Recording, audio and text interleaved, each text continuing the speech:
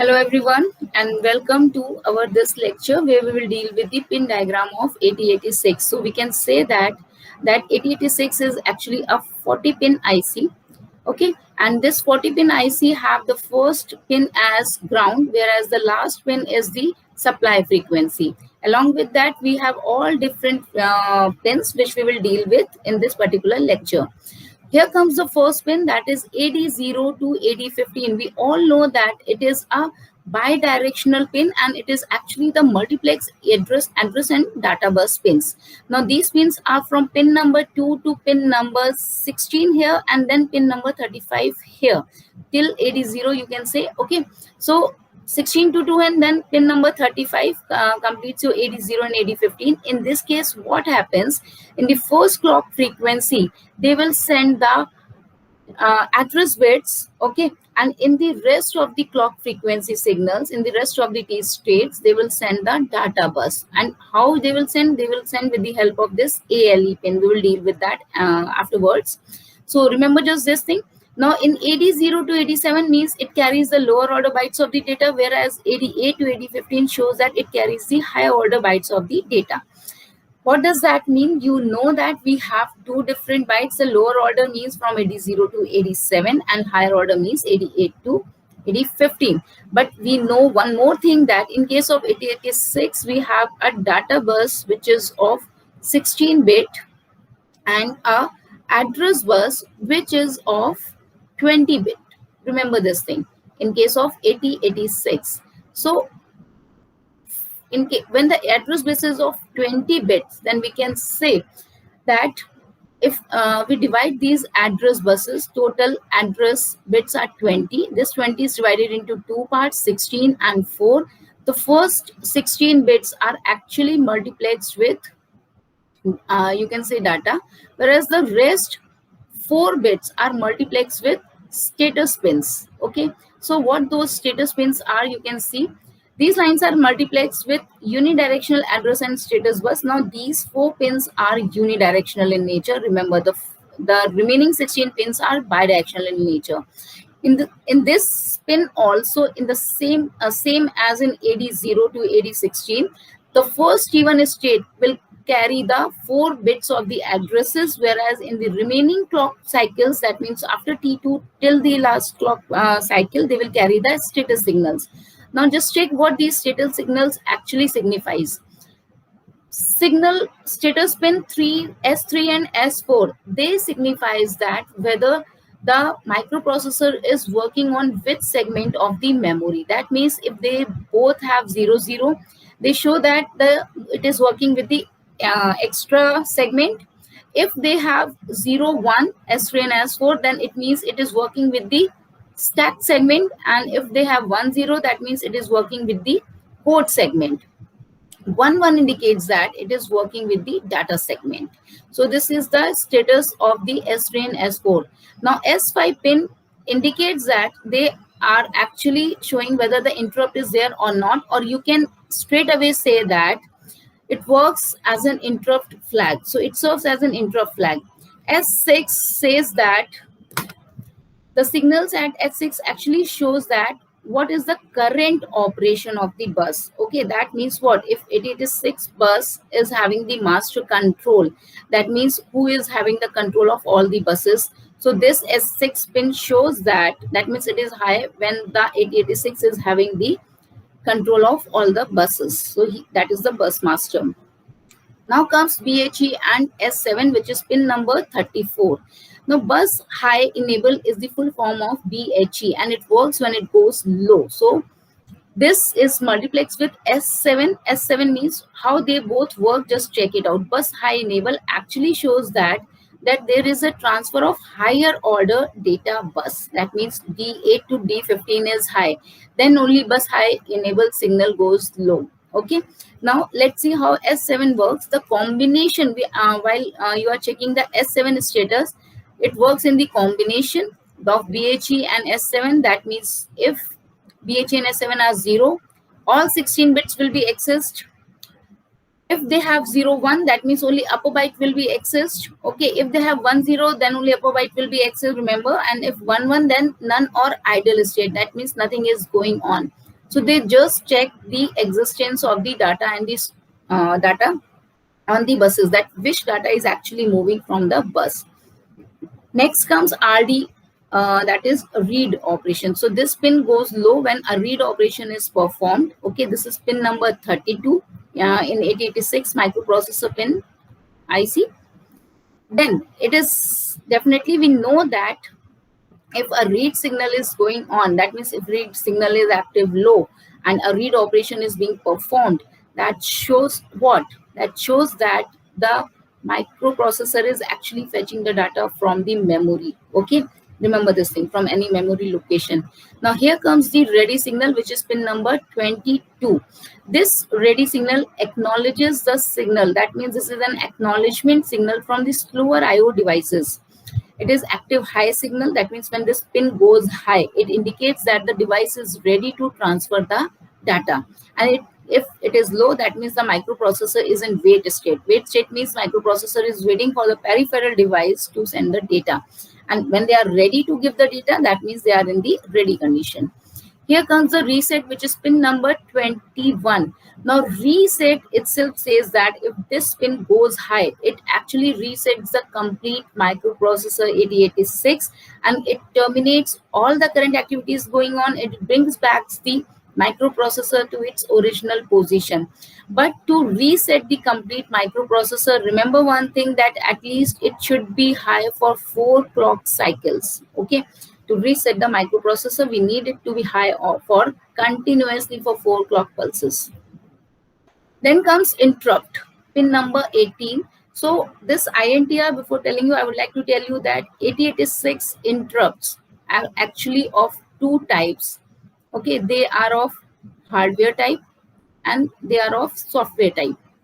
Hardware type is further subdivided into two, that is NMI and INTR. Okay, so these are the two hardware interrupts, whereas software interrupts, there are 256 software interrupts which are named from 0 to, that means interrupt 0 to interrupt 255. They go on with their numbers only. So first is INTR, which interrupt request, which shows that an interrupt is there. Okay, so it works when it is active high and it is a level triggered. Whereas NMI stands for non-maskable interrupt. So we know that what non-maskable interrupt means. It is an active high. It is an S triggered, and when it is active high, that means when pin number 17 is high, then you cannot mask this interrupt and you have to take this interrupt on priority basis. Here comes the test signal. Test signal actually checks that whether the 8085, whether the microprocessor is executing properly or not. That means it actually checks the status of the maths coprocessor 8087. 8087 is the maths coprocessor of 8086. Now, this test pin is actually connected with the busy pin of 8087. So this is an input pin. From the busy pin, we get the signal and it shows that the test is going on. So if this is low, that means whether the execution continues. Otherwise, we found that the microprocessor is in wait state only. Then comes the clock frequency. Now this clock, pin number 19, is actually used to get the clock pulses from there. And why we need the clock pulses? To work the microprocessor accordingly. Okay, we need the timing for the processor operations. So here we can say that is a symmetric square wave with 30% duty cycle. Okay, the range of frequency of a different versions. That means now this clock frequency works on different versions. It have 5 megahertz, 8 megahertz, and 10 megahertz accordingly. For 8086, 8087, then 8088.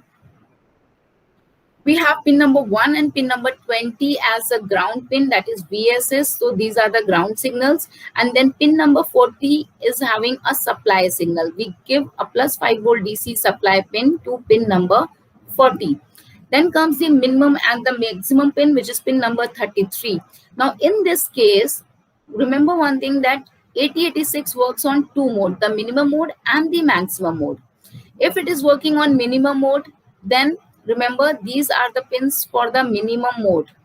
old HLDA, the pins that you can see on the extreme right from pin number 24 to pin number 31, they work on minimum mode, remember. And if the pin is low, then this works on the works on the maximum mode, that is pin number 24 to pin number 31. Okay, these are the maximum pins and they work on low. So the same thing I explained here only, that pin number 24, if you want to give the command to pin number 24 to 31, then you have to give the signal to pin number 33 first. Okay, first we will deal with the minimum mode pins. Okay, so what are those minimum mode pins? As I told you, the first one is INTA here, which is pin number 24. So INTA, we know that this is the interrupt acknowledgement pin. Whenever we receive a interrupt request, okay, that is NMI or INTR signal, then it acknowledges that yes, we have received the interrupt. So to give that acknowledgement, they make the INTA pin low. Here comes the second pin, pin number 25, that is ALE, which says that address latch enable. Now, address latch enable explains that when the multiplex lines AD0 to AD15 are working, then during the first T1 state, ALE pin will be high. So it indicates that for the first clock frequency, address is moving from those particular lines. Okay, that means all the 16-bit address is moving from there. Then for the rest of the clock frequencies, it goes low, and rest T state shows that the data is moving from those particular buses. Remember this thing. Then comes DEN. DEN means data enable. Okay, so this pin actually goes low, and when it goes low, it shows that the signal is using to enable the transceiver. Transceiver means they separate the data from the address or the data bus to transmit it, or to while they are either transmitting it or receiving it. Okay, just get the data from the address or data bus and then transmit it or receive it. Now, whether you are transmitting it or receiving it, that acknowledges which pin? Pin number 27. Remember this thing. This is the pin number 27, and if DTR, that means if it is active high, it shows that data is being transmitted. If it is low, that means the data is being received here. So this is what data transmit and receive signal is. And definitely data transmit and data receive, you are actually giving the, or you are actually receiving it, that defines in which direction the data is flowing through the transceiver. Next comes pin number 28, which is memory oblique IO, which is memory oblique input output devices. Now in this case, if the pin is high, active high, that shows that memory is being accessed. That means microprocessor is working with the memory. And if this pin is low, that means microprocessor is working with the IO devices. So microprocessor IO devices are being accessed. Then the right pin, which is pin number 29. Now this right pin gives the right signal, and right signal, what does it indicate? It indicates that now the microprocessor is sending the data to the memory, or you can say that it is actually saving the data in the memory, or you can say that it is writing the data in the memory. So this is an active low signal again. That means when this pin goes low, a write operation is being performed. Here comes the HLDA signal. Now remember one thing, as I told you earlier also during 8085 lectures, that HLDA and hold are the two pins which actually works with when we are working with the DMA controller. Okay, so what this DMA controller is? Direct memory access. So when it wants to access the memory directly, it uses these two pins, the hold and the HLDA pins. HLDA pin is actually the acknowledgement signal. So when it goes high, it sends the signal that they have accepted this hold request that is received from the DMA. Now, hold means DMA, when DMA controller actually needs to use the buses, it wants the control of the address and the data buses of the microprocessor, then it sends this hold signal. That means it actually requests with the CPU to give us the control. Okay, so this is again an active high pin, and when this hold signal, microprocessor receives this hold signal, it will issue a hold acknowledgement that yes, we have received your request, and as soon as their work finishes, they give control to the DMA controller. Here comes a pin for the maximum mode. Now we will study about all those pins which works during the maximum pin. That means when the pin number 33 goes low. The first pin is queue status pins. Now what those queue status, it actually indicates that how the queue is working. First see, queue means, as I told you, we have a 6-byte instruction queue. Okay, so what is going on in this particular 6-byte instruction queue? That is defined by the QS1 and QS0. So it indicates that no operation is performed when both are 0. When one is 0 and the other is 1, when QS0 is 1, that means it is high. That shows that first byte of output from the queue is being fetched. When it is 1-0, that means you have to empty the queue. The status is showing that the queue is empty.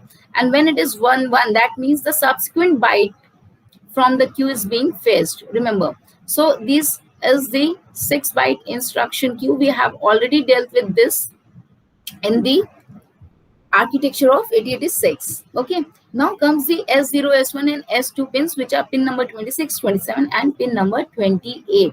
So this actually gives the status of the bus which is required to control. Okay, so how the data bus, the address bus, how the other things are working, what is actually going on, it gives a status of those.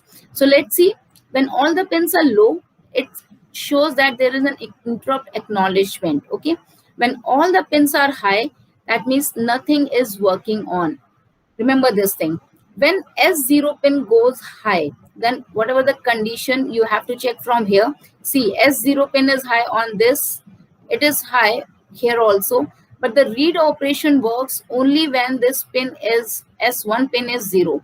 So here, this is the condition for the read operation, and this is the condition for the whether it is working with the IO or the memory. That means if S2 is 0, it is working with the input output devices, and when S2R is 1, it means it is working with the memory. Now memory read operation is going on as per this particular 101 this thing. Okay, now write operation is performed when S1 and S0 have 1-0.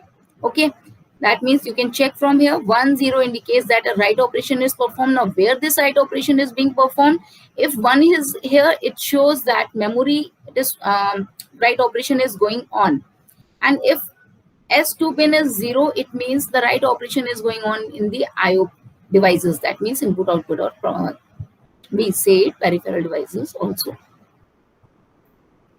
In case S1 and S0 both are 1, both are high, that means a halt condition is there. Remember this thing. And if S2 is high and the others are 0, that means opcode fetch is going on. Okay, the first thing that really happens. We already learned all these things in 8085 also, so you can go and check that which status pins are showing all these things. Here comes the lock, which is pin number 29. Now, as the name suggests, it locks the processor, it locks the CPU, and it avoids any other operation which is actually performed from the output. Okay, that means other input output devices. It will not give access to any output devices. It completely locks the CPU. So that means when this pin goes low, and now all the interrupts are masked, that means no operation will be performed, all the interrupts are masked, and hold request is not granted. That means, as I told you right now, that a hold request is sent by DMA controller. So now they will not send any HLDA. Okay, remember this thing. They have completely locked the CPU, and for this they just need this lock prefix on any instruction. If you are giving any instruction, just write lock before that, and you will lock the microprocessor. Here comes RQGT1 and RQGT0, which indicates request and grant pins. So any kind of request which comes on these two pins, that is pin number 30 and 31, then whether these requests are accepted or not. If these requests are accepted, they will send a grant signal through these pins only. Remember this thing. And who is requesting? The other processors are requesting from the CPU to give the hold of the buses. Okay, so when these kind of request comes, then CPU sends a grant signal and it gives the hold of the buses. It releases all the buses. Now remember that there are two pins, pin number 30 and 31. One is RQGT0 and RQGT1. So if the request comes in RQGT0, it will have the highest priority than RQGT1. Always remember, the first will be taken in first request taken from the RQGT0, and the second request will be taken from RQ/GT1. Here comes the ready and the wait states. Now these are some important things because we have to deal with these things during the timing diagram. Remember, so if a ready signal is there, that means the microprocessor is ready to work with the IO devices, and the wait signal indicates that we are actually delaying. We insert some clock frequencies between the T2 and T3, you can say, between these two cycles, so that we can lengthen the bus cycles. And what will going to be happen? The speed will slow down because we are in the wait state. No work is going on at that particular time of clock pulses, and it reduces the speed so that we can match it with the IO devices. So this all completes your pin diagram. Thank you very much for watching this. In the next video lecture, we will deal with the next topic. Thank you very much. Take care. Bye bye.